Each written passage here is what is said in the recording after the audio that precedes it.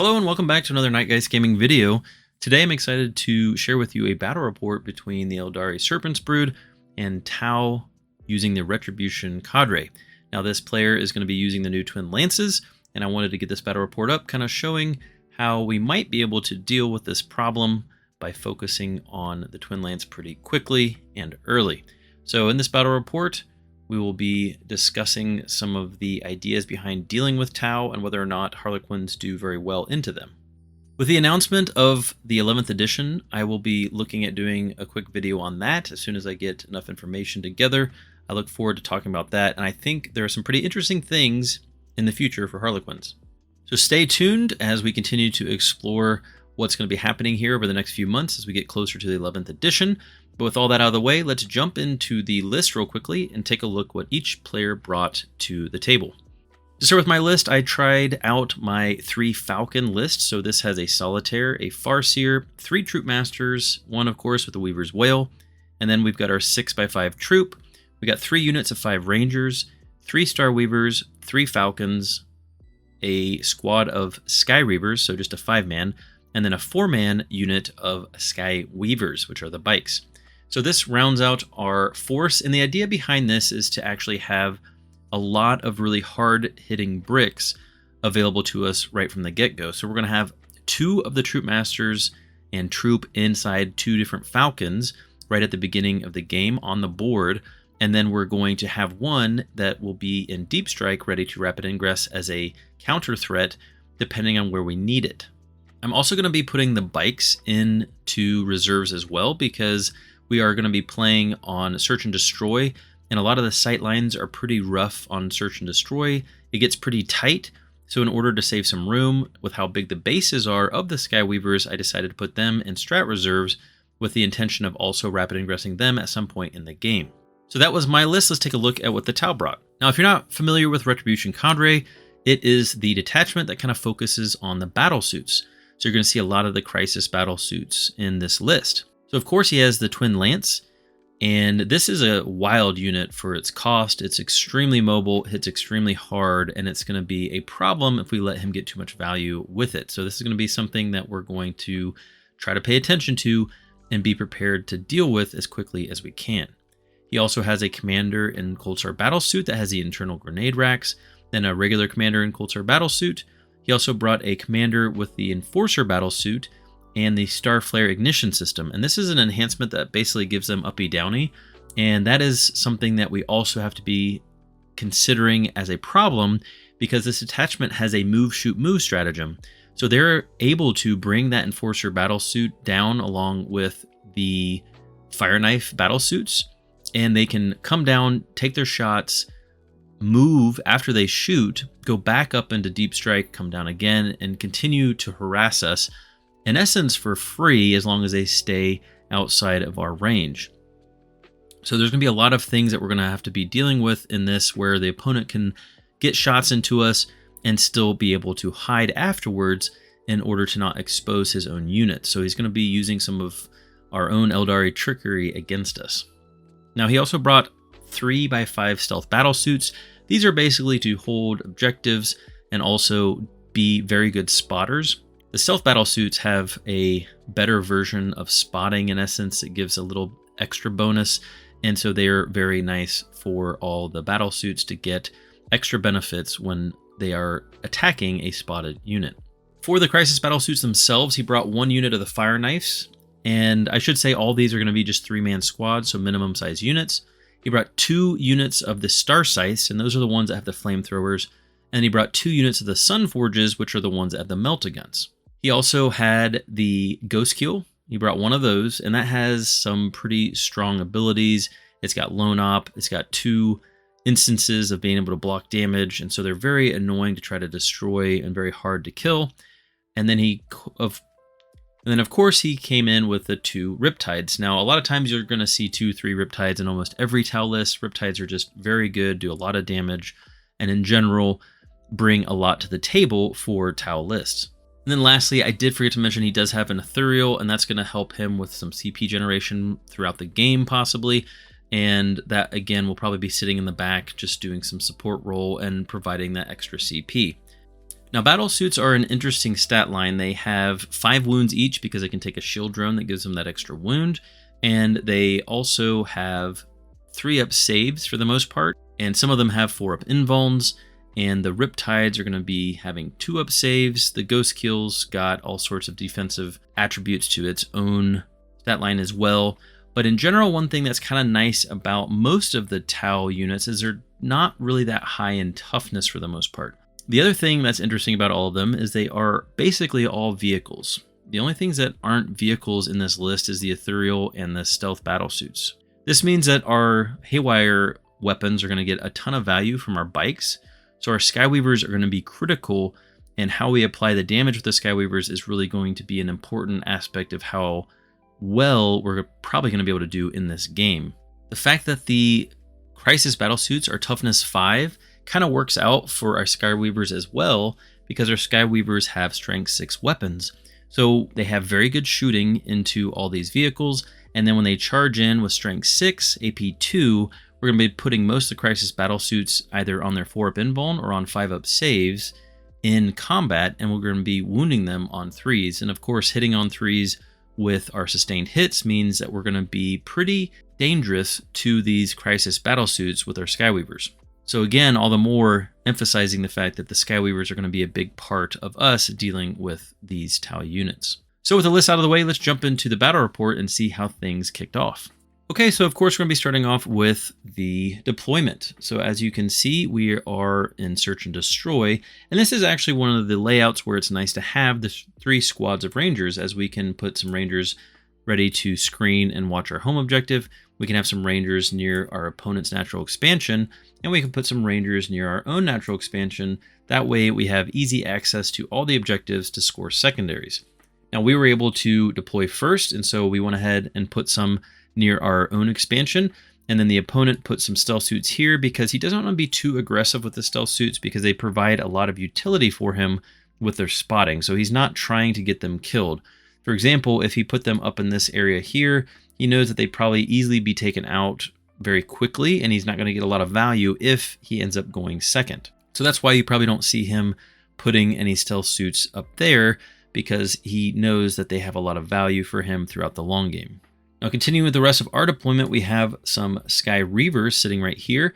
They're going to be able to either scout towards our opponent or scout into safety inside this ruin. So that gives us both options for whether we go first or second. And that's basically it for our scouts, so we don't have to worry about anything else when it comes to scouting.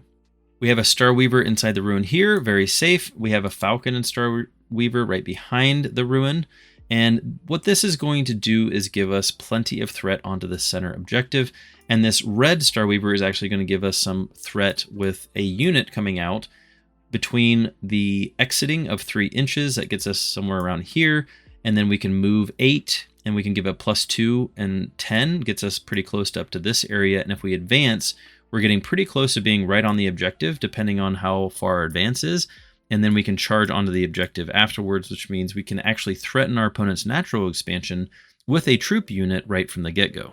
Now, our Rangers here are probably going to be in trouble if we end up going second, but that is the life of some Rangers.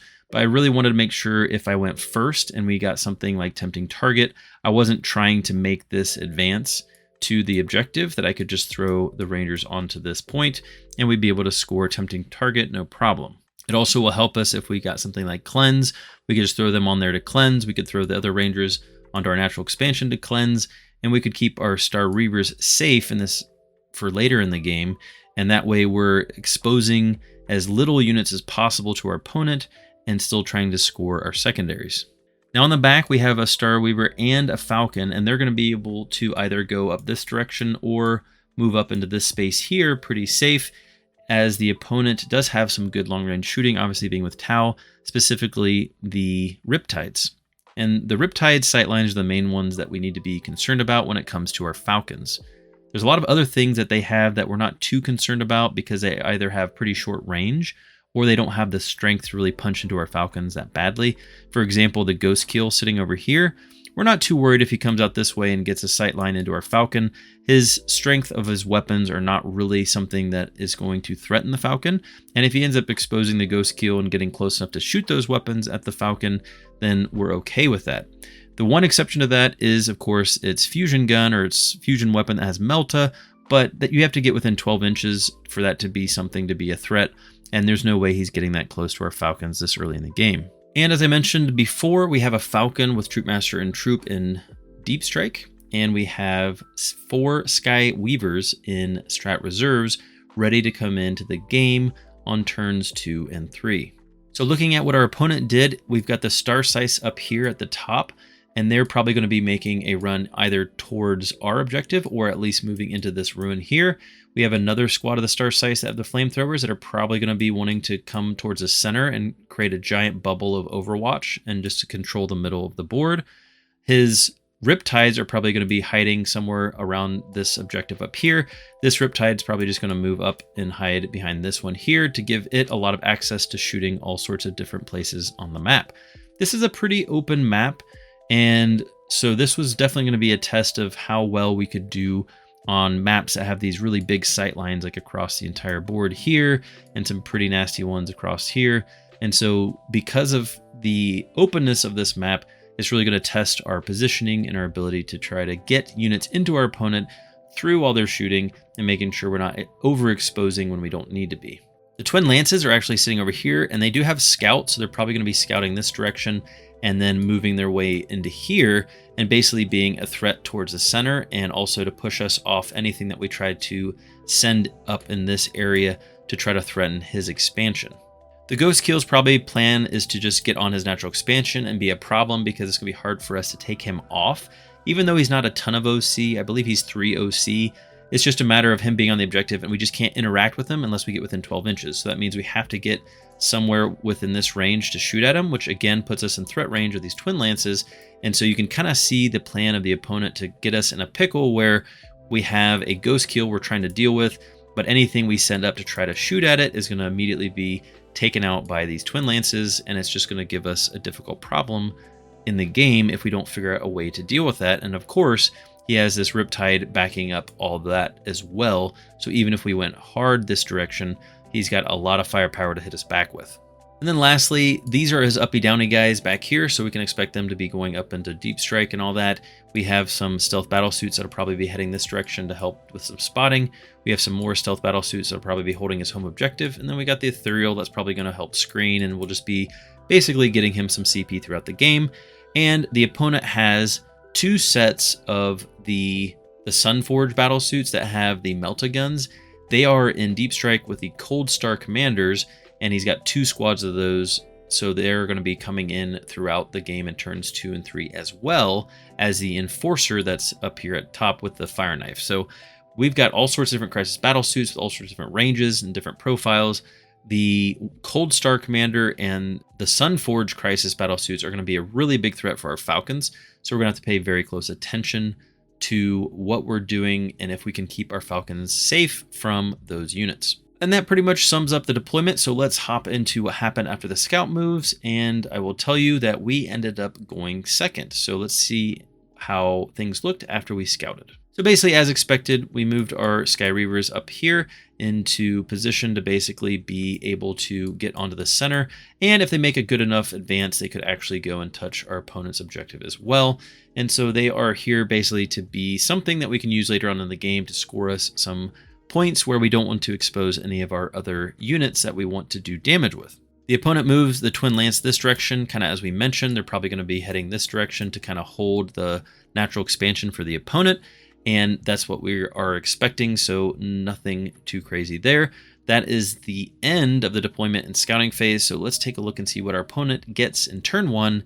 So in turn 1, our opponent got Tempting Target and Marked for Death. Not really great secondaries. We picked Tempting Target, our natural expansion, which he doesn't have anything actually capable of getting there this first turn. So unfortunate for the opponent, really no way for him to score that. And so he's not going to be able to score anything for that secondary. He ended up getting an extra CP from his Ethereal this turn, so even discarding Tempting Target isn't really going to mean anything. So he really is just going to be losing out on that card, which is unfortunate for him. But that's something that can happen when you're not set up to be able to reach all the objectives right away from turn 1. Now, mark for death, the opponent obviously can pick our rangers, and we can pick a bunch of things in the back here that he has no way of accessing. So we're going to be pretty comfortable with him not scoring much on mark for death. So in essence, the opponent's looking at scoring 2 points for mark for death by killing our rangers, and then just staging up, and that's all he can really do this turn. So it's really important to make sure that you are not exposing much anything so that your opponent doesn't get a lot of value if they go first. And as you can see here, basically, they're going to get these rangers. They're going to stage onto this objective. They are going to be staged here, and they have a bunch of stuff back here ready to come out. They have the Riptide hiding ready to pop out, and the Twin Lances have also made their way down this way to be ready to attack this direction, as we mentioned, and kind of protect the natural expansion here as the game progresses. So we pretty much can see the opponent's going to have a ghost keel sitting on their natural expansion. Our rangers should be dead, and that will basically be the end of turn 1. So on our turn, just imagine the ghost keel sitting up here and our rangers are gone, and we end up getting tempting target and recover assets. So we also got tempting target. Now our opponent is going to make the tempting target the center because he knows that we're going to be able to get onto this objective. And it was actually kind of an interesting idea. He doesn't really want us to contest his objective while also scoring a secondary. So I thought that was actually pretty interesting because he knew that the ghost keel's low OC meant that all we had to do was get a little bit of OC on that objective and we would score it. So he wanted us to expose something in the center. So he picked the center objective so that we would have to expose in order to score our secondaries in the beginning of the game. And then if we wanted to also expose something to try to go contest his objective, that means that we're exposing multiple things and really not doing too much when it comes to scoring, and we're not getting that extra value of scoring both a secondary and stopping him from scoring primary with just one unit. So with that in mind, knowing we have recover assets and tempting target that is in the center, think about what you would expose in this situation and what you would try to accomplish, as the opponent really hasn't given us too many targets to attack. Again, assume the ghost keel is actually up this way, and that's basically the scenario, the way the turn ended. I didn't quite capture the very end of the turn, and so that is what we're looking at. Think about how you would try to accomplish these secondaries, how you would try to stage, and then I will go ahead and hit the next slide so we can take a look at how I set up. Okay, so this was after we ended up moving, and this is basically just the end of the turn. We threw our rangers up here, and they are going to do recover assets for us. We had our Solitaire run onto the objective. We brought our Starweaver and just advance it back here. We advanced the Falcon into this position here where it's nice and safe. We basically left these things right where they were. Our Farseer moved up because there wasn't really much in the way of any kind of threats to her. So she's ready and in position to pop out and get +1 to hit on anything important. And our Starweaver is still sitting steady, ready to send the troop out whenever we feel like it makes the most sense. Our rangers back here, of course, are screening. They are also recovering assets, so we'll be able to easily get recover assets. And then to score tempting target, we sent out our Sky Reavers. It was exactly what their job was, to be able to expose something cheap and something we didn't worry too much about. Basically what we're doing here is we made sure we're on the objective with these guys, and we also made sure to push out like this so that we could actually get within 12 inches and take a couple pot shots at this ghost keel, because if we make him either use a blank, because these are both d6 damage weapons, then we're just going to help ourselves in the future. And since we're exposing them already, we might as well try to see if we can get any other value out of them. Unfortunately, we didn't get anything, and I don't even think he had to waste a blank here, but we're getting tempting target, and our Sky Reavers are something we're not too worried about losing, and it will force him to at least expose something to kill them in the next turn. The other thing that we did here is we wanted to have our Rangers push out the deep strikes by 9 inches like this, so that the opponent could not get within range to kill our Solitaire. Now actually the opponent can come in just outside of 6 inches, which kind of pushes it to here, so we had to make sure that the Rangers were pushed up far enough that even if he landed with a squad somewhere outside of 6, he could not get within 12 of our Solitaire. If he comes in outside of 6, he could also land in this area, and so the Solitaire needed to be on this side of the ruin, so they could not get shots at him there either. And so by moving the Solitaire here and screening out any positions that the opponent could get to where they could shoot at the Solitaire, we've effectively made him something that can't be interacted with by our opponent in the next turn. And there's not really any way he's going to get anything on our objective. So we kind of guaranteed that we're going to be scoring this objective on our next turn, similar to how we just went ahead and gave our opponent the ability to score with a ghost kill on their next turn. And we're okay with that, but we're also going to put ourselves in a situation where we're not going to be getting behind on primary so much, because we're guaranteeing with our solitaire that we are going to be able to score here. The other thing that's nice about the solitaire is he is strength 6, so he is a threat to the battle suits as they are toughness 5.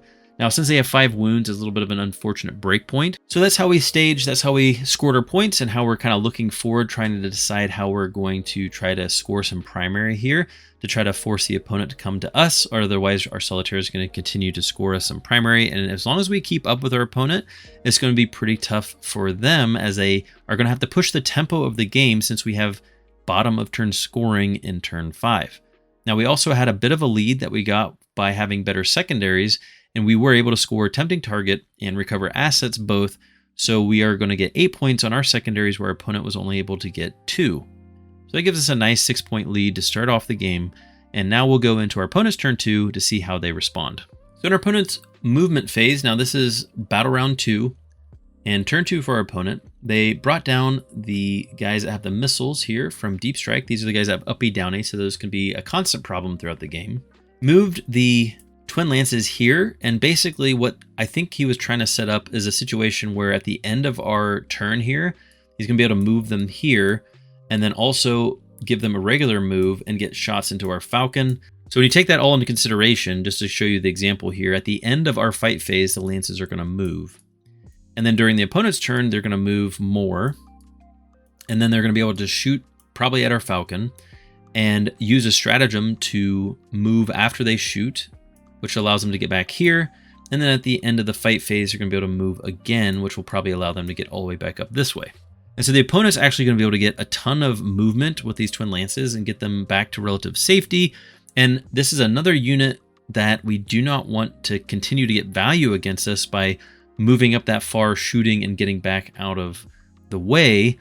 At the same time, having this unit up here that can just keep going uppy downy, shooting at us from 30 inches away and causing all sorts of problems. The opponent also moves some Star Size towards the center to try to take our guys out here, which they'll do with no issue at all. The Riptide is now positioned in a nice aggressive position, ready to come out and help deal with attacks on the center.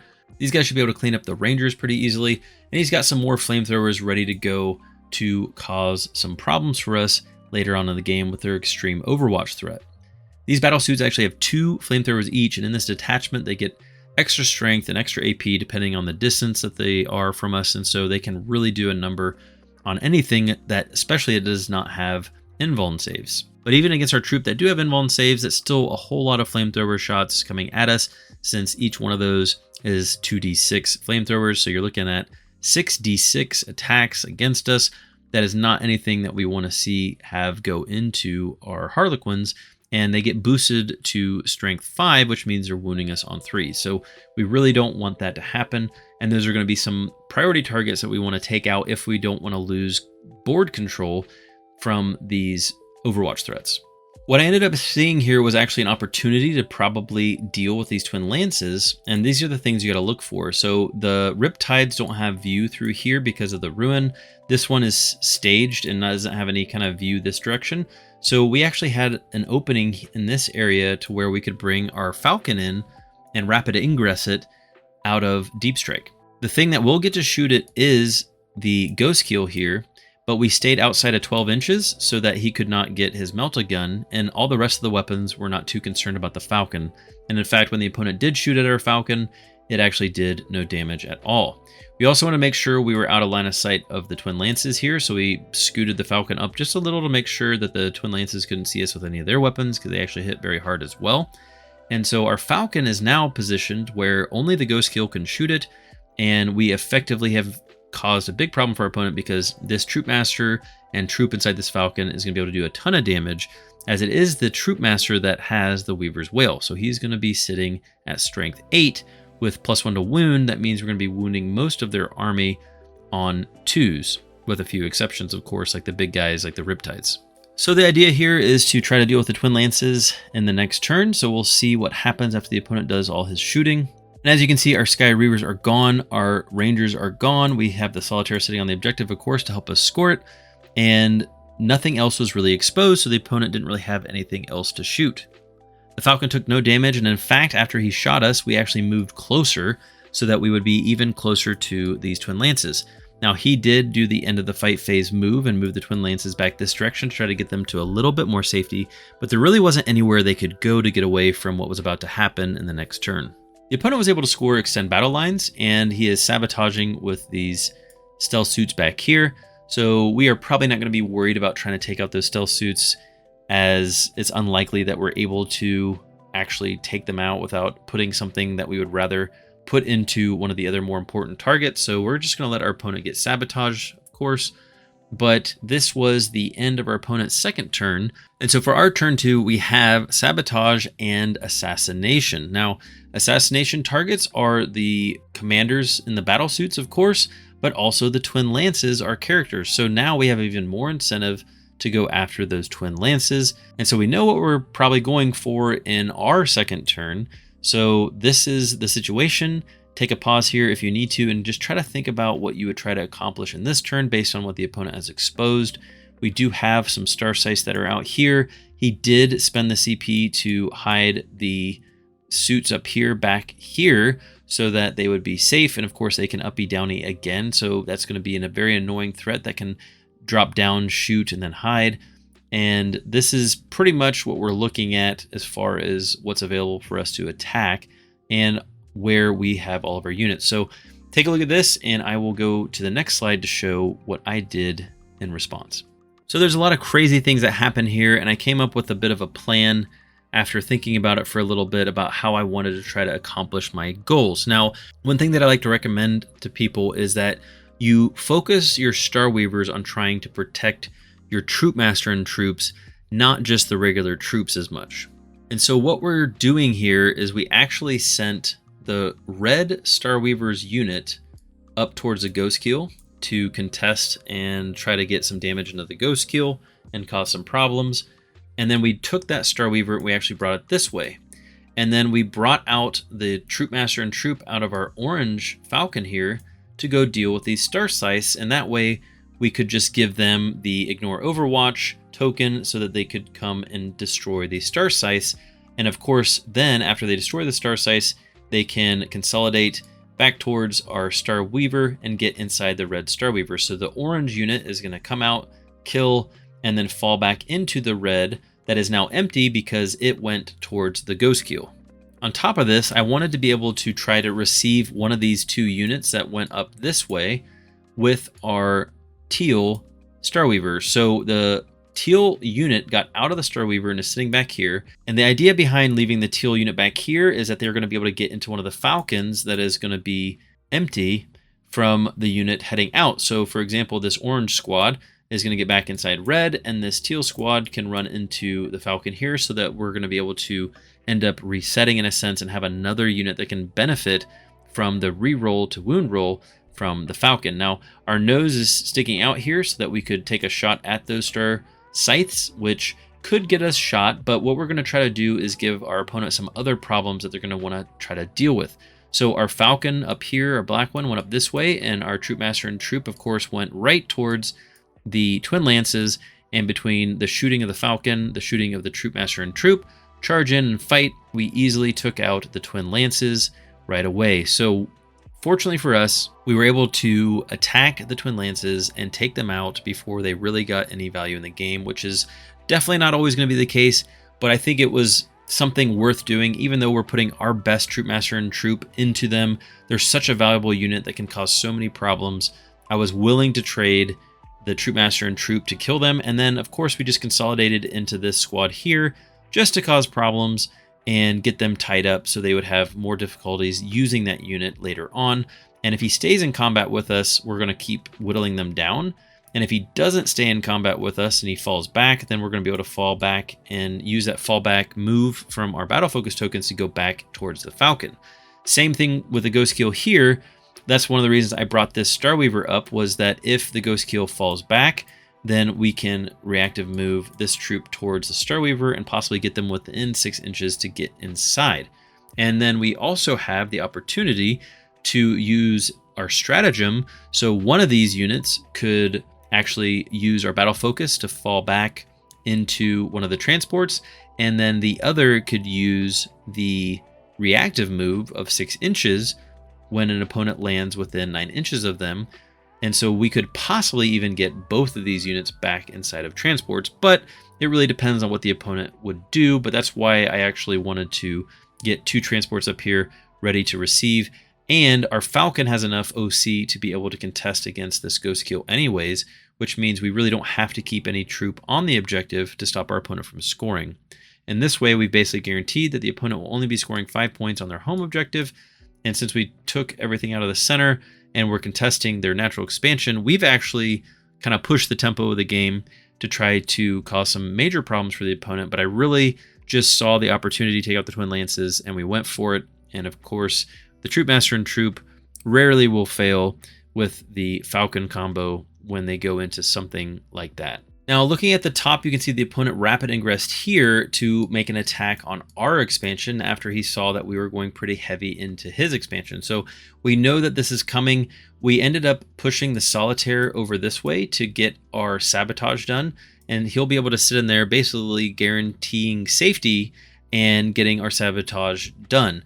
Now, since we left that objective, I put the purple Starweaver here on the point to cause some problems, because the opponent can't just send these guys here, get on the objective, and shoot the Starweaver and expect to stop us from scoring, because the troop inside are going to drop out with 10 OC and out OC the 7 that the opponent, I think it's either 7 or 8, that the opponent will have with the Enforcer Commander and the Fire Knife guys on the objective. So we are not going to lose this objective unless the opponent puts more than 1 unit. And that is another part of this matchup where I think Harlequins kind of excel, is that since they are mostly a one-phase army in essence, they basically have to try to line up 2 units to take out our Starweavers and then the troop inside. Otherwise, a lot of times we're still going to be scoring objectives. Now, we were able to stage our blue Falcon up here to be able to get it closer to attacking our opponent's natural expansion again, also threatening the center, and even to a certain extent threatening a attack on the Riptide that's back here. So the opponent has a lot of things to worry about, and then he has to decide whether or not he's going to try to focus down here or try to get some shots into this Falcon, and whether that's worth it, because as of right now the Falcon's empty, but it is still some decent shooting into a lot of his units. So with that turn done, we were pretty easily able to score Assassination by killing the Twin Lances. We're going to be able to score Sabotage, basically guaranteed because of the Solitaire. We can go ahead and take a look and see what the opponent did in response. So the opponent is going to move the stealth suits up this way to do some spotting and get some damage in. Did not fall back here because he didn't want my guys to hop back in the Falcon. Didn't fall back with the Ghost Kill either because he didn't want them to fall back into the Starweaver, which makes sense because they do have big guns never tire. They're going to be able to shoot anyways. But he also brought the Riptide down basically just to kind of help guarantee that he controls his objective in the next turn. And then brought the other Riptide this direction to be able to get shots into both our Starweaver and possibly our Falcon, depending on how things were going with the Starweaver. The opponent then brought in from Deep Strike this squad here, and then moved the unit that he had rapid ingressed this way to get on our natural expansion. So this is what we kind of expected, where the opponent's going to be able to shoot into the Starweaver, and then these guys are going to have to drop out somewhere in this bubble, which means there's no way for us to hide them from this unit that he brought in from Deep Strike right here. They're going to shoot easily into the troop as soon as they fall out of the purple Starweaver. But that means he's exposing more units just to take out our 80-point Starweaver and our 85-point troop. He's got a lot more points tied up in what he exposed just to accomplish that. So after our opponent did all of their moves, we brought in our Skyweavers because we want to get them on the table as pretty much as quickly as possible. I only brought in the Falcon here because I felt that it was more likely that we could kill the Twin Lance in one go with the Falcon than with the Skyweavers. Now the Skyweavers are going to be able to pretty comfortably take out one of the squads of battle suits along with the leader if they can shoot and charge into it, especially if we get a little bit of help from a Farseer to get +1 to hit. So we've got a lot of combos lined up and ready for our next turn, but we know we're going to get hit pretty hard here as the opponent's probably going to be taking out this Falcon. he's probably going to be taking out most of these troops, and he's going to be able to take out some of this troop here, and possibly even our Starweaver, depending on where he decides to put the shots in from the Riptide. They could go this direction. And then also, depending on what happens with the Starweaver, we have to consider that this Riptide may get shots into the Falcon as well. Now let's see what happened after the opponent's shooting phase. So after the opponent's shooting phase, he comfortably took out our Starweaver and the troop inside between the two units here and here. He was able to take out basically all of the troop except for the troop master down here on the bottom right. The Ghost Keel was able to shoot off all but just 2 troop that he was engaged with. The big attacks from several of these things kind of combined. He kind of did some split firing. He took out this Falcon, pretty much no problem. And the Starweaver actually ended up surviving. Now, what was really crazy is that this Starweaver right here actually ended up surviving. And he took shots from the Star Sice, took most of the shots from the Riptide, but we made a good amount of 4-up invulns. And sometimes those 4-up invulns just really help us to get something to stay alive that the opponent doesn't expect. And to a certain degree, sometimes we don't expect either.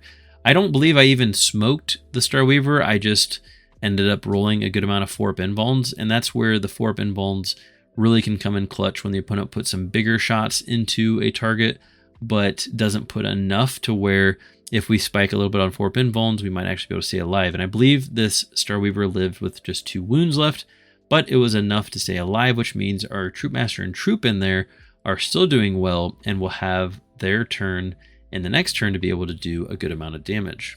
So all in all, when we consider the opponent has now basically exposed most of his entire army, we're pretty happy with the results as he's very exposed up here. We lost the Starweaver and troop. We lost the Falcon and most of our troop here. And we lost most of our troop here, but that's basically it. And the opponent is basically fully exposed, so we could expect a pretty powerful go turn on our next turn. And finally, the opponent had Assassination and Storm Hostile Objective. Storm Hostile Objective was very easy right here, and also he was able to Storm Hostile Objective here, but he also had Assassination, and he expected this Troop Master to die, but actually ended up surviving with 1 or 2 wounds. So unfortunately for our opponent, again, he ended up missing out on Assassination, which hurt his secondary score even more. So as the opponent ended up scoring 4 on secondaries there, we can see the opponent only scored 2 in the first turn, 7 in the second turn, and now only 4 in the third. He's really struggling with some of these secondaries, but we, on the other hand, were able to score pretty well as we're going to be scoring 8 on turn 1, 8 on turn 2, and now we'll take a look and see what we ended up getting on our turn 3 to see what we need to try to accomplish to score our secondaries. And we ended up getting Marked for Death and Cleanse. So now that you know what our secondaries were and you kind of see the end of our opponent's turn here, what the situation is, we don't own any objectives. We've been kind of pushed off all of them, but we do have a good amount of resources left, but everything we have is now on the table. We don't have anything left in reserves or deep strike. So just take a moment and consider how you would approach this, because these are the situations where I think a lot of players either struggle or get overwhelmed because the opponent has a nice powerful brick here. They have a powerful brick here. They have major overwatch threat for the whole center, which means this whole zone is kind of just off limits for us, because if we put any troop unit within 12 inches that doesn't have the token to ignore overwatch, it's absolutely gone. The opponent has also kind of overwhelmed our little attack that we made over here, and we have very little remnants left up there. And so it seems like we're going to have to really struggle to make a comeback here. But I just want to encourage you to take a look at this and start thinking about how we can make the comeback and what units we can use in order to do the damage necessary to get back in the game. Now remember, there's nobody in this Starweaver here. We have a Troop Master and Troop inside of our red Starweaver. We have Troop Master and Troop inside of our blue Falcon. The orange Falcon is empty, and our purple Starweaver is gone along with the troop that was inside of it. We still have our Solitaire, and we have our Sky Weavers back here as well. Don't forget about our Farseer that can help in a situation depending on where you think you need the most help. And then we have our little troop here that's really probably just going to be getting inside of one of the Falcons depending on the situation. And again, we have Cleanse and Marked for Death. So just take a moment and think about what you would Marked for Death, and think about how you would try to cleanse the objectives, and I will show you what I did on my turn. Okay, I hope you had enough time to kind of think about what you would do, but let's talk real quickly about what we did in our movement phase to try to set up for a big turn here and to try to really flip this game over so that the opponent is going to struggle for the rest of the game. So what we decided to do is just basically ignore this block here because we're not really effectively going to be able to stop our opponent from doing much over here. And we already have a troop master that's locked in combat with those guys. We've got a couple troop that's locked in with his ghost keel, and his Riptide here actually doesn't have amazing sight lines in this current situation. And then these little stealth suits are just going to be sitting on the point. So at this stage, we just don't have the resources to actually mount a good attack in this area of the board. So we're going to look elsewhere to mount our attack. So what we ended up doing was dropping out our orange unit out of the red Starweaver that was right here. They popped out, moved here to get all the fusion pistols into the Riptide. And then we strung ourselves out like this so that we would have an easy charge into this unit here, or worst case, we charge into the character there. But either way, we're going to be able to get this charge pretty easily. So in order to deal with the first Riptide that's sitting in the center here, we've got a Falcon lined up, we have another Falcon lined up, and we have the Troop Master and Troop Fusion Pistols all lined up to attack this Riptide, along with some grenades that we can send into him as well. But we did use our token to ignore Overwatch here, which means we kind of have to stay away from these star sights that are in the center. So what we're going to do to take out them, because we don't want them controlling the center, is we drop out our troop that are inside the Falcon. We keep them tucked in safety inside this ruin with a relatively short charge into our opponent here. These guys are very likely to kill the Star Scythe even without any shooting themselves, as long as we get this Falcon to shoot them with something, and that will give them the full rerolls to wound. But what we don't want to do is shoot everything this Falcon has into these guys, because if we do kill this guy, it can make our charge much more difficult, and we really want to get our Bright Lance and more powerful attacks into this Riptide anyways, because there is a reasonable chance between two Falcons, the Troop Master, fusion pistols on everything, grenades, and those all together have a reasonable chance of dealing with this Riptide. Our teal Starweaver has moved over here to support our Troop Master and Troop that are going to be attacking the Star Scythe. So again, we're really emphasizing and focusing on supporting our Troop Master and Troop with these Starweavers. So these guys charge in, they kill these guys, they hop back in the Starweaver. The Starweaver's on the objective, and then that makes it hard for our opponent because we can either hop out back into the ruin, or we can hop out onto the objective, depending on what the opponent does to possibly score the center. But either way, it's going to force the opponent to have to deal with this Starweaver and have another unit to be able to shoot the Troop Master and Troop that fall out after it goes boom. Now we can see the Farseer actually moved back this way because she is going to be supporting our Sky Weavers. She is very good at supporting most of the things in the game, but I felt like one of the most priority targets that we really wanted to take out were these guys here, because they have uppy downy, they have some decent range attacks that are pretty good missile profiles into most everything we have. And so she is going to, at 18 inches, tag them for +1 to hit and hit them with Eldritch Blast as well. This is going to allow our Skyweavers to do a bunch of damage into this squad, as when we shoot at them, we're going to be hitting on 2s with sustained hits, and then when we charge into them, we're again going to be hitting on 2s with sustained hits. That's strength 6, AP 2 damage, and all of our shooting is still anti-vehicle 4 with devastating wounds, so we should be able to take out this Enforcer Commander and this set of Fire Knife guys just with our Skyweavers. And the nice thing is that it's kind of perfect because we are kind of avoiding the Enforcer Commander's ability, because the Skyweavers have the anti-vehicle and the devastating wounds. So it actually worked out really nice for us with this being the situation that we were able to get them into that situation. Now for our red Starweaver, we moved this direction because we again are trying to focus on supporting our Troop Master and Troop. So the Troop Master and Troop came out here, and they're going to shoot into the Riptide, but they're going to charge into this squad over here. And then we're going to make sure that when we consolidate, we're closer to this objective, and we can actually consolidate onto the objective with one of our troop while being more than 7 inches away from the star size at the end of the fight so we can consolidate back towards this red Starweaver and get inside. This seems very convoluted, but as you play the Harlequins more, you'll start seeing these opportunities where you're going to get a ton of value out of different things in different ways. Now, I'm comfortable with this because I made sure my troop master was no more than 6 inches away from the furthest troop. So there's no situation in any roll to where I know I cannot get my troop master into combat with this unit. You'll start seeing these opportunities because if we can end up shooting this Riptide off the table between our Falcons and our fusion pistols, it is going to really help us because we're going to be able to focus all of our melee attacks into other units. And this Riptide is kind of a big threat for our Falcons, but there is definitely opportunity we have to take this out as they're really not that durable. They're respectively durable, but when you compare them to a lot of things that are in that 200 point range, the Riptides aren't crazy durable. So I'm feeling pretty good that even if we don't kill it though, we're still going to do a bunch of damage. And so worst case scenario, we injure it down to very few wounds and we'll deal with taking it out in the next turn.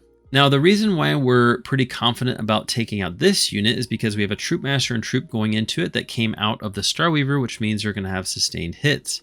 On top of that, we did move our Solitaire and we blitzed him. He's going to be able to come into these guys and get 12 attacks, hitting on 2s, wounding on 3s. And so he should do a good little chunk of damage and will hopefully take out at least one of these models and do some damage to the other, with the possibility of even maybe taking out 2 models if the rolls go my way. But either way, we can definitely take out 1 and portion of 2, and then use all of our troop and troop masters to hit the rest and take them out pretty comfortably. And a lot of the devastating wounds are going to go straight into the character, which means that this unit should be taken out by the troop master and troop and the Solitaire. This unit up here should be taken out by the Skyweavers. Between their shooting and combat, should be able to comfortably take out that unit. And then the Riptide's going to be hurt mostly or taken out. And then our troop master and troop here have to make like a 6-inch charge to get into these star sights, which they can't overwatch because they can't see them. And then we will be into these star sights, and the troop master and troop with full wound rerolls should be able to easily take out this unit, even though they didn't get to shoot their pistols into it. And so we'll cross them out. And as you can see, what will end up happening if everything goes to plan is all the opponent's going to have is some stealth suits up here. And then he's going to have his little area that we kind of ceded to him, but most everything else on the table is going to be taken off. So with all that in mind for our plan, let's see how things panned out. This is the end of the shooting phase, and you can see that our Skyweavers were able to take out all 3 battle suits just with shooting. We were able to take out the Riptide with the shooting of the Falcons and the fusion pistols. It just took, I think, one of the fusion pistols and a Bright Lance and maybe one of the pulse lasers. I don't remember the exact things, but either way, the Riptide went down. I think we also threw grenades, which brought it down to like 11 wounds or so. And that really helped because I think we ended up destroying it with only 1 or 2 wounds left to go. And so that was nice for us. The Star Sights are hit by the Falcon here, by the blue one, but we didn't kill any of them to make sure this charge isn't too long. And then we, of course, over here shot our pistols into the Ghost Keel. I don't think it really did much. I think the Troop Master shot his pistol and killed one of the units, but basically he's probably going to end up being popped here because he was down to 1 wound at this point. But as you can see, we've already kind of got things going pretty well for us by the end of the shooting phase. And when you think about what's about to happen in the charge phase, we're going to be charging in here, charging in here, charging here, which means this should be taken out, this should be taken out. We're going to charge in these guys, which means this should be taken out. And all of a sudden, our opponent doesn't have anything past this line here in the game, which gives us a lot of control. And the fact that we went second makes it even better for us, as the opponent's going to struggle to continue scoring secondaries and really going to have a hard time getting us off of our primary since we've pushed them back so far and did so much damage on this turn. So let's see how things ended up for our third turn, and then we'll look at what the score was like at the end of Battle Round 3. So at the end of Battle Round 3, we were able to consolidate like this and keep our Skyweavers pretty safe. After the fight phase, our Solitaire is right here. He was touching the commander right here. And then the Troop Master and Troop were able to get one of the troop here and with 6-inch Consolidation actually touched the objective, which meant that everything could get inside of our red Starweaver again. We had the Troop Master and Troop that came from the blue Falcon that went here, charged into the Star Scythe, killed it, and then went into this Starweaver. And the Riptide was destroyed. Our Farseer helped the Skyweavers with taking out that squad. And the opponent did finally end up taking out our Troop Master here, but there's still 2 little troop sitting in engagement with the Ghost Keel. So as you can see, we were able to accomplish our goal of getting our Troop Masters and troops safe inside these Starweavers, and our Harlequins also capable of reactive moving. So when the opponent moves this way, he's going to be able to hop back in here and get safe inside the ruin. Our Falcons have still been doing good damage and kind of sitting back here. The teal squad went into the blue unit here, which is going to be able to give us an advance and charge threat this direction as well for the next turn. But this blue Falcon is pretty safe from anything. There's not really any way the Riptide is going to be able to get an angle on it with its movement.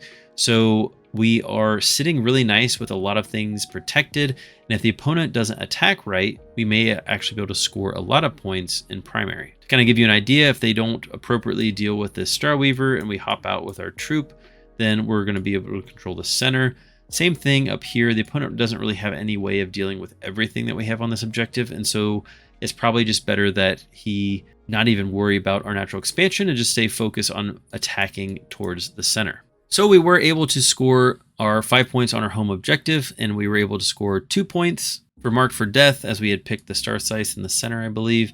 And then we also were able to cleanse with the Starweaver here and cleanse with the Starweaver here, which meant that we were able to score 5 points on cleanse, bringing the current score at 48 to 38. So between all the secondaries that we've been able to accomplish over our opponent, we've actually been able to score 10 extra points in the same battle round, which means that we are sitting really nice since we went second and we're actually 10 points ahead. In the primary score, the opponent has actually matched us. They also scored 10 and then scored 5. I'm sorry, I got cut off here with the way that I had taken the picture, but they are matching us in primary, so our point lead is really coming from the secondary game. So now that we had a great turn 3, let's see what the opponent does in turn 4 to try to get back into the game. So there's a little bit of a mistake in this picture. The opponent originally moved the stealth suits this direction, and we reactive moved the solitaire back this way, but then decided against that and decided to advance them towards the center because he didn't want us to score this primary. And so the solitaire is really still in this position here, not back in this ruin, but it didn't really matter. There wasn't really anything that could shoot him, so that ended up working out just fine. Now the opponent was able to take out the little troop unit that was causing him problems. He was able to get the Ghost Keel up, the Riptide up. These little stealth suits are going to be sitting on the objective. The commander and the little guys with him came around this direction, and the opponent is screening a little bit with some stealth suits and the ethereal near the home objective. But the opponent got secure no man's land and recover assets, so he's going to have to try to secure here and here, of course, as options. And then with the recover assets, it's going to be pretty easy for him to score recover assets between the little stealth suits down here and then the stealth suits back at home. So we're going to expect our opponent to be able to score 5 points for secure no man's land and 3 points for recover assets, but only got 5 points for controlling their home objective and then another 5 for controlling their natural expansion. And that's basically the end of the opponent's turn. You can see that they were only able to destroy the Starweaver after some shooting. Again, our Starweavers were really just popping off with some 4-up invulns, which helped keep our Troop Master and troops inside. So they were able to just pop out onto the point, which meant that the opponent was not going to be able to stop us from scoring on the central objective. Now, they are battle shocked when they fall out, so we're not going to stop him from having more OC at the end of his turn. But on our turn, we're going to have plenty of OC to control this objective. On top of that, we still have the threat of the troop inside the blue Falcon here. We have the orange Falcon with nothing in it. We still have the Farseer that can +1 to hit against something. We have our Troop Master and Troop inside the red Starweaver. We have our Solitaire. We have our Skyweavers. So as you can kind of see here, it's pretty apparent that we actually have a massive lead in resources.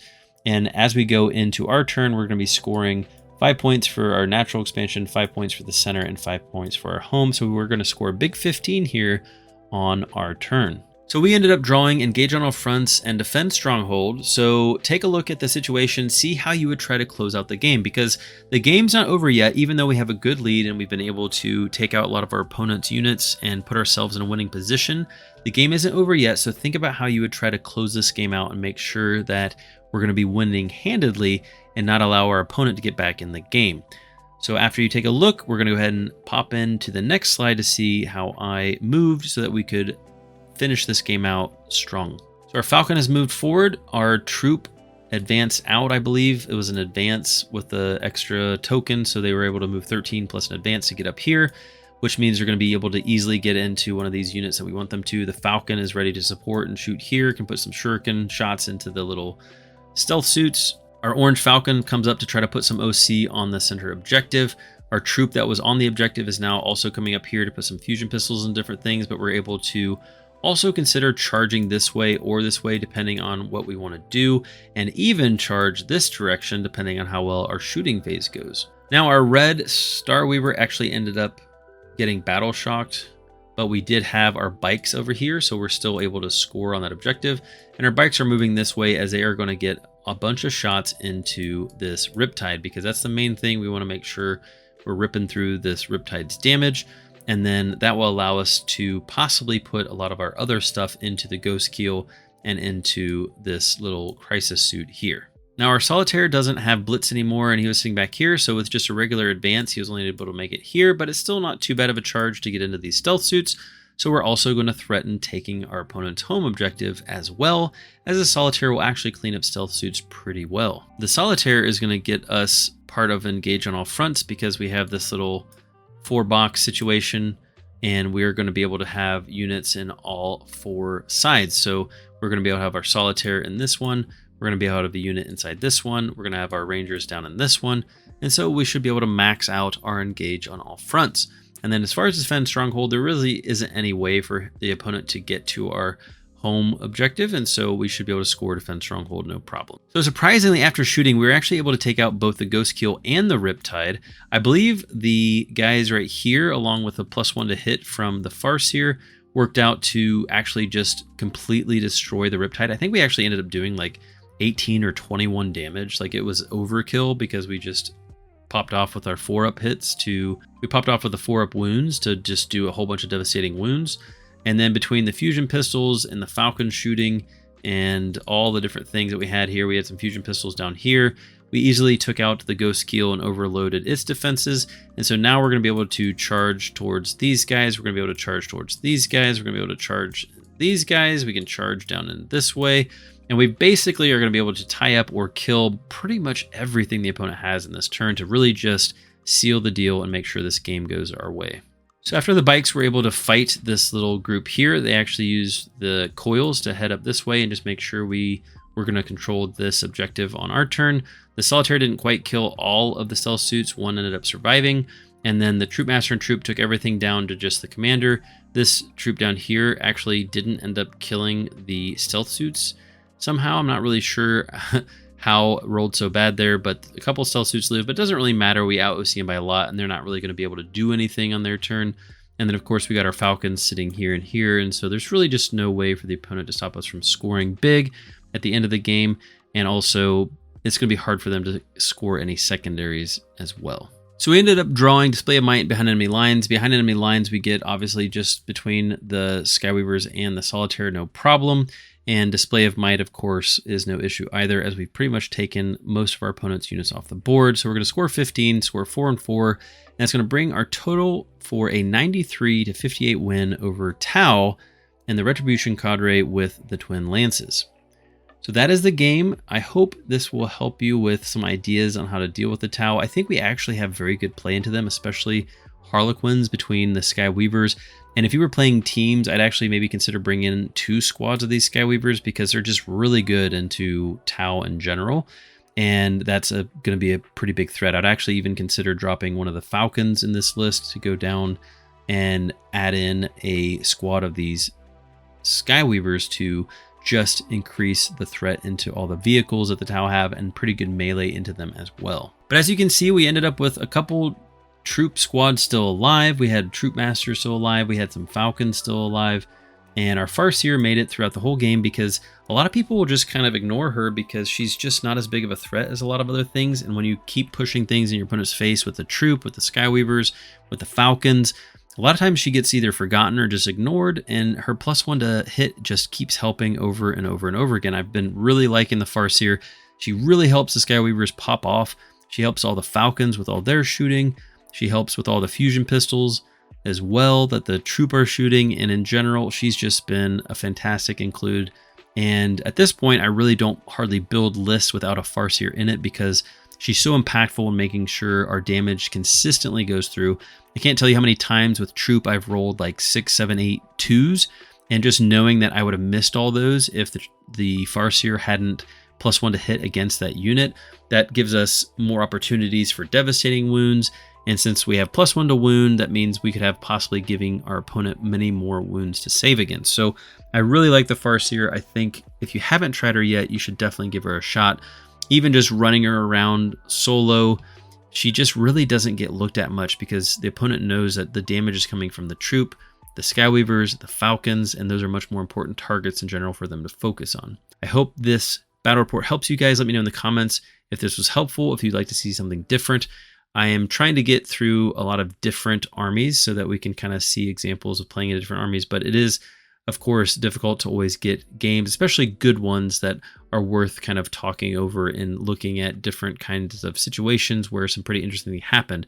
And in this one, I felt like there was a lot of movement and was a good example of kind of really focusing on supporting the Troop Master and Troop with the Starweavers, because I do think that's something that a lot of players miss, is they kind of use the Starweavers and just help the troop, where really, especially when you only bring a few Starweavers, you really want them to be pulling in our Troop Master and troops to kind of get as much value out of that squad as we can over just the regular vanilla troop. So I hope that makes sense. Let me know in the comments if you have any questions about that. Okay, and so we'll jump into the recap. And basically, we just want to make sure we're respecting the Tau speed, especially if you go into some of the other detachments, such as Monka, where they can get assault on their weapons. You have to be very careful with how fast they can go with their advance and shoots. And in general, they have a few units that are quite fast. Watch out for the Twin Lances, obviously, with their ability to move at the end of the fight phase, and then shoot, move again, move at the end of the fight phase again. There are obviously going to be some problems, and hopefully you're able to take out the Twin Lance quickly, as that really helps stop the bleeding that the Twin Lances can cause. Obviously, try to deny free shots. This is obvious, but I just want to emphasize it again. Use your angles, the terrain, and make sure that at worst they're hitting our transports as opposed to our actual damage dealers. If they're going to shoot at you, try to force them to be in positions that are bad so they can't shoot at you without some sort of negative thing happening. If they just can sit back in their staging points and still shoot you, you're not causing them to get exposed. That is not ideal. So make sure we are not giving them free shots and we're causing them to have to expose if they do want to get their shots. Target priority is really important. You really want to focus down the units that threaten our key pieces the most. So look for things that have high volume of fire that threaten our troop. Look out for things that have good overwatch, like the flamethrowers. Make sure you're taking out those star sights or whatever they have that has good overwatch so that they don't get good board control over you and limit what you can send out to go attack. Also consider their heavy weaponry. Maybe they don't have a lot of big things to shoot at our Falcons, or maybe you're taking fire prisms. But if you can take out the things that threaten the Falcons, all of a sudden your Falcons can kind of become bullies by the end of the game. Number 4 is really important. The Starweavers need to prioritize your troop masters in most games. Now, this is obviously going to be very dependent on the things that are going on, so this is not a hard rule that you must follow all the time, but in general, I like to make sure I'm prioritizing moving and supporting the troop masters because they're really the things that bring the damage for our team. They do so much damage as a unit with the Troop Master and Troop versus just a regular troop that you really want to try to make sure you get multiple activations out of those units whenever possible. And the Starweavers allow us to do that. So as opposed to trying to pick up your regular troop all the time, try to see if there's ways that you can support the Troop Masters, especially after they come out of Falcons. It's great to go send the regular troop into something, or just drop the regular troop out to get ready to go back into something else, and then go send out that Starweaver to go pick up the Troop Master after they take out whatever their target was. And that kind of leads into the next point, number 5 here, creative transport. So be creative with what you're doing with your transports. Of course, you can screen with them, block, tag other units, do secondary objectives and things, but also consider maybe switching things around, sending out a unit from a transport, but then moving the transport to go support somewhere else, sending out another unit from a different transport while also sending that transport to go pick up a different unit, or switching units around, putting units in transports that were recently vacated so that you're trying to fill up your transports as much as possible. Just be kind of creative with it. Think if there's different ways that you might be able to accomplish those things and what you expect to actually take out so that you can actually get back in the transports. And one point that will help you with that is making sure that when you're going into targets, do the best you can to actually completely destroy them. Otherwise, you're not going to be able to go in the transports. Of course, if you send your units into something that will want to fall back from you, then you can sometimes kind of count on the likelihood that they'll probably fall back, but that puts it in the opponent's hands and you're much better off trying to actually just destroy the unit so that you guarantee that your troop are open and free to go back into the transports. And lastly, making smart macro calls. Now this is a big one, and this is something that's important, not just against Tau, but against everybody, of course. And as an example, we can look at in the game on turn 3, where we just ignored the bottom right part of the map, basically, so that we could focus on taking out the more important targets and make sure we are clearing out some of the big threats. By taking out the star sites in the center, we got rid of the nasty Overwatch threat that was limiting us and allowing us to have better board control now that it was gone. By taking out the Riptide, we're taking out one of our big threats into our Falcons. By taking out the Crisis Suits, we're basically ending anything he has to be able to attack our natural expansion. So we were really focused on taking out things in the center, taking out things around our natural expansion to just make sure that we controlled that entire side of the board and made it very difficult from that point forward for the opponent to actually attack us, while at the same time staging ourselves to control the center and even mount an attack on our opponent's home objective. So this is all really more of a macro consideration as opposed to just the micro consideration. So micro, of course, is important, thinking about what you're going to be able to send your troop into to take them out, when you're going to go pick them up with the Starweavers. That's all important, but if you have good macro strategy, that will often give you insight as to what you will actually want to accomplish, and it can drive the direction of your micro strategy. So for example, going back to this game, we looked at what units we needed to take out, and we made the decision about what part of the board we wanted to control, and that basically gave us the insight to abandon the bottom right side of the board. We left our troop and our one lone troop master defend for themselves, while we moved everything else up north and into the center to make some pretty neat micro plays, but those micro plays wouldn't have been considered if we hadn't made that macro decision to ignore the bottom right and focus on more important parts of the board. So I hope that makes sense, and I really am hoping to get more examples of talking about macro in games in the future. It's something that I definitely go over more so in the coaching, but let me know in the comments what you guys think of the plays that were made and what your thoughts are with Harlequin macro strategy, as it does kind of change depending on the faction you're going into. But that's it for the recap, so let's just jump into the final thoughts. If you felt like this video helped, please leaving a like, subscribing, commenting, all is very helpful. Thanks so much for watching. If you made it this far, I really appreciate it. Those of you that are Patreon supporters, I appreciate your support. Thank you so much. And if you feel like that is something that you would like to do, check out our Patreon. As we get into 11th, I am definitely going to be trying to ramp up things on the channel, the Patreon. We're going to open up a Discord, and I want to continue to grow the things that we're doing here to try to help people as much as possible. Let me know in the comments what your thoughts were of the game, what your thoughts are as we come into 11th here, and what you would like that you think would help you the most with the channel and the things that I do. I greatly appreciate any kind of comments or any kind of recommendations as I consider them, and hope to continue making content that helps you guys out as much as I can. If you're interested in coaching, check out nightguysgaming.com. Just send a message in the form there, and I'll send you an automated response, and then to that response, just send me an email back, good times to reach out to you, and we'll get something going that way through Discord. And that pretty much wraps it up, guys. Thank you so much again for watching. I look forward to the next video and talking to you guys then. We'll see you in the next video. Thanks.